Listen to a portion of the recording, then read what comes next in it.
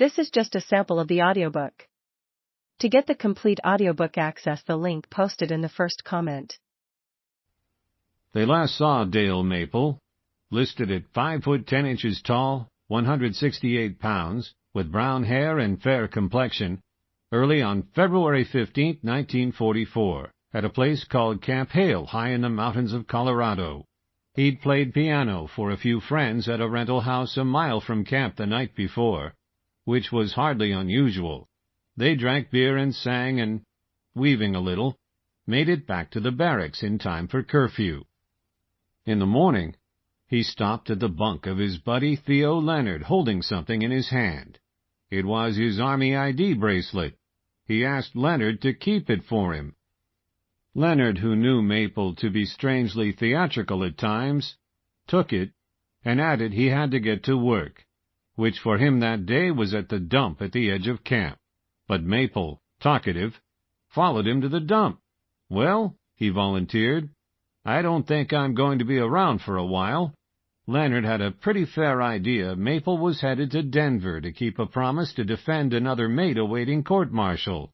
It was as peculiar to Leonard as the ID bracelet.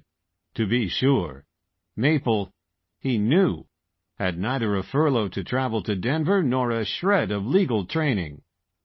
Trucks, full of garbage and ash, were arriving at the dump, and Leonard, who directed the truck traffic there, had to go. Maple walked away. No one noticed at first.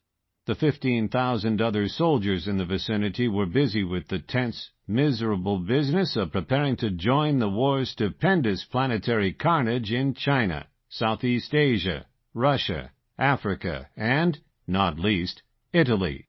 They belonged to the legendary 10th Mountain Division and soon would find themselves north of the once lovely Monte Cassino.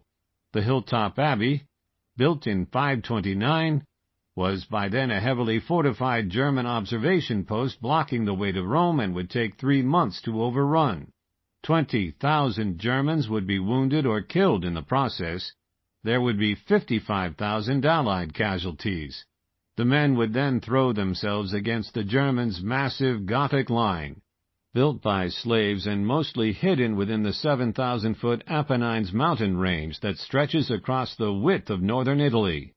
They'd inch toward a rock-hard 10-mile belt of concrete gun pits and trenches nearly immune to aerial attack and crawl beneath interlocking fire from 2,376 machine gun nests and 479 anti-tank, mortar, and assault gun positions. While under fire, they'd have to cut through parts of 120,000 yards of barbed wire. If they made it over the Apennines, the men from Camp Hale were supposed to secure the Po River Valley and draw some German troops away from their defensive positions in Western Europe. The mission? Increased the odds of success for what the men believed to be an imminent and probably even bloodier Allied invasion of France. Sergeant Alexander V. Altman, the man formerly entrusted to keep an eye on Maple, was distracted. Ordered to spend his morning at the camp dentist and finally freed around midday, Altman, a 34-year-old Russian immigrant, quickly grabbed lunch to hustle back to camp. The place was less than ideal, called Camp Hell and Camp Hole by many. His posting was a hastily assembled, frigid training camp set 9,300 feet above sea level. Its 1,000-some wooden buildings were heated by small coal stoves that incessantly pumped ash into what had recently been a pristine alpine valley. 2 loud, soot-belching locomotives pulled trains past the camp up over 10,424-foot Tennessee Pass several times a day, thickening the smog. On days like February 15th, Hale was often under a winter temperature inversion, which kept a heavy shroud of coal haze low over the camp, sometimes at head height. Not far from the small town of Pando, Colorado, many of Hale's soldiers dubbed the resulting persistent cough the Pando Hack. Some called it the camp song.